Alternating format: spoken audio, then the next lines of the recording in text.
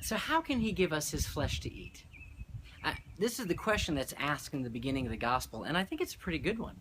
I mean, I know you and I today can be like, oh, it's about the Eucharist, but really, 2,000 years ago, we would have been just as confused as everybody else.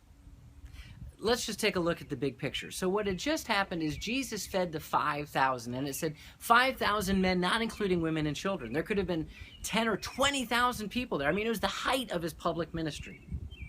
And he disappears by walking on the water. Not that the crowds knew what was going on. They go up north back to Capernaum and they find him there. And they're so excited to see him there. And Jesus starts talking about this bread of life discourse that makes up the entirety of the 6th chapter of the Gospel of John. And they're confused. How can this man give us his flesh to eat? I mean, it sounds crazy. Why would Jesus do this at the height of his popularity? Why would he be so confusing? And after he said, you have to eat my flesh and drink my blood, they're like, what is he talking about? He just says it over and over and over again. Are we willing to follow God when he gets confusing? When it gets kind of weird?